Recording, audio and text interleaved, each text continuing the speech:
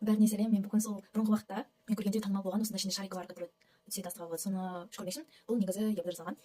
Мында кірше аудармасы бар. Вот. Бірақ мен оны оқымай, мында суреті бар и осымен жасаған деп ойлаймын. Школе енді қалай болады екен. Прям жадать. Вот, бұл жерін ашады екен.